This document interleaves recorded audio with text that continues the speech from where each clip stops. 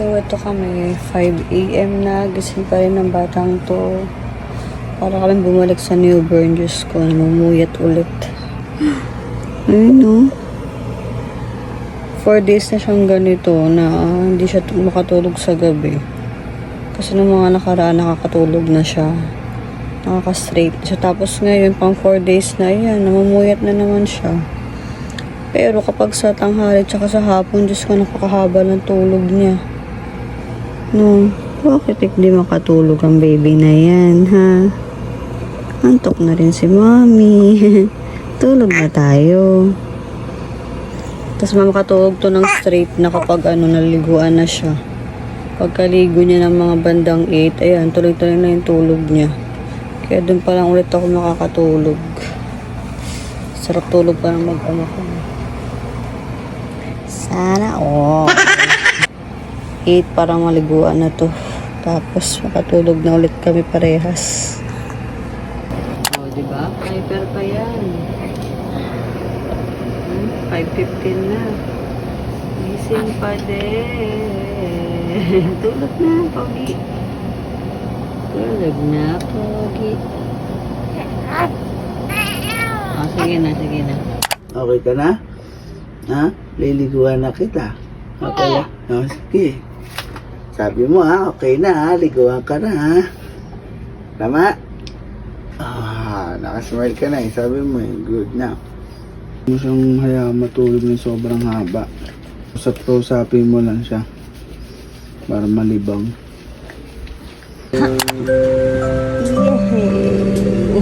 Tulos na natin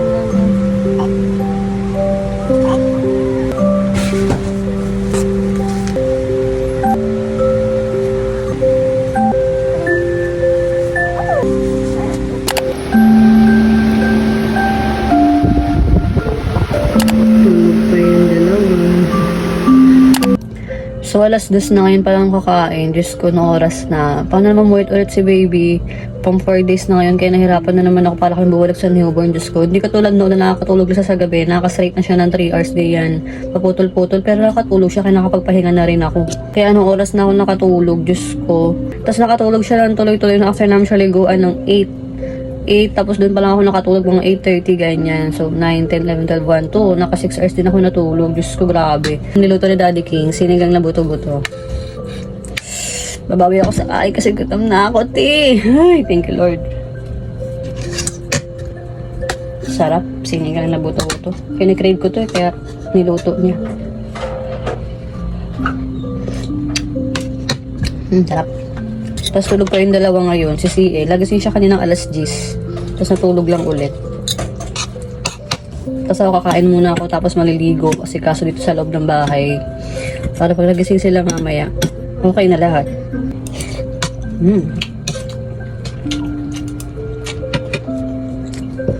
Ganun, sige na naguluto lagi. Paano makapagluto, Diyos ko? Yun pala yung oras ng tulog ko, kaya hindi ako makapagluto pa. Kaya ngayon, siya yung nag-aaral magluto. Si King kasi ang oras ng biyahe niya na ngayon, nag-adjust na siya. Nag-adjust na kami ng oras ng biyahe niya kasi ang tumal na Grab, magkano na lang yung nauuwi niya, yung kita niya. Dati, bumabiyahe siya ng 2 p.m, dun pa lang start ng biyahe niya, 2 p.m hanggang 8. So ngayon, nag-adjust kami kasi nakakatulog na si baby. Kaso ngayon biglang bumalik na naman sa puyat eh. Kaya ngayon 11 a.m. nakakabiyahe na siya 11 to 8 p.m. Kaya pag 11 p.m. maalis na yan siya. Basta may pagkain na, kompleto na. Para pagising ko, kakain na lang. Grabe na, nakaloka yung puyat. Diyos ko. Nung tipong untok na antokan. Tapos yung anak mo, grabe pa rin yung energy. Hindi talaga ako tataba na ito eh.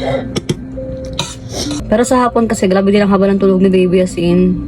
Pero noon pa naman, nung time na nakakatulog kasi baby sa gabi, ganoon din naman siya sa hapon, ang haba na rin ng tulog niya. Ewan ko ngayon bakit ganoon, na sa gabi, hindi na siya nakakatulog. So basta pa nag-start ng 1:00 yan, Diyos ko, 1 to 5, 6 a.m., 7. Ayan, straight na talagang wala siyang tulog. Talagang gising siya, naglalaro lang siya, or minsan iiyak, saglit lang, ganyan. Kaya nga sabi ni Daddy King kanina, pa pinapaliguan namin si baby, huwag na namin hayaan na makatulog si baby ng mahaba sa hapon. Tapos hanggang 6:00, so dapat gisingin ko na siya. So itatry ko nga. mamaya, pag nakaligo na ako tsaka nakaasikaso na ako sa lahat, gigisingin ko na si baby para sa gabi, makatulog na siya ulit ng dire-diretso. Pero sabi ko baka part din talaga to ng ano niya, ng face niya, kasi 3 months na siya. Sabi nag-iiba na naman yung routine nila. Kasi si CL ganun din eh. Na biglang mamumuyat na naman sila, babalik sa dati. Ay, Diyos ko. Kaya try ko mamaya. So tapos na ako kumain, nagpapahinga na lang ako para makakaligo na ako. Baby, gising na, tama na sleep. Anong oras na po? Ang haba-haba na na sleep mo, anak. Dali na, kakain na tayo. Anak ko. So, tapos na rin kayo maligo. Paras kami ng damit. Yung jersey na pinagawa namin ni Daddy King. Halika. Okay, suwi ko 9. Bakit 9? Kasi yung birthday mo. Yes. Kaya number 9. Yes. Kasi January 9 yung birthday mo. Sa'yo, anong birthday mo? April 21. April 21. Diyos me, talaga hindi ka na pwede iwan ng matagal. Wag isa dumadapa ka na. Naging happy mo na dumapa. Matuto ka na. Ang galing dumapa na naman siya. Oh, good job, baby. Galing mo talaga. Happy mo na dumapa. Market marunong ka na. Ang yabang-yabang mo na, ha? So, tapos ko na pakailin sa ate CL. Tapos, pweta ng diaper sa baby. Ngayon, maghuhugas naman ako. Oh, bakit?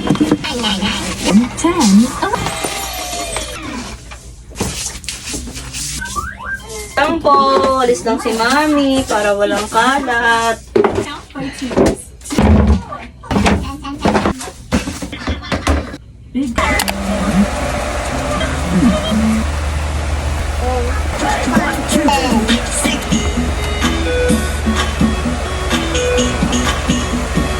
Wait lang po, kasi haba na nails niya.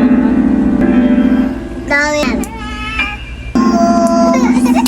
So, ito yung bibi namin. Ito na naman yung namumuyat na bibi. So, hindi ko na siya pinapatulog kasi pinatulog ko ito ngayon. Diyos ko, ay, pumipikit na naman. Mamaya na kasi mamaya mahirapan na naman tayong dalawa. Wala, naawa naman ako kung gisingin ko.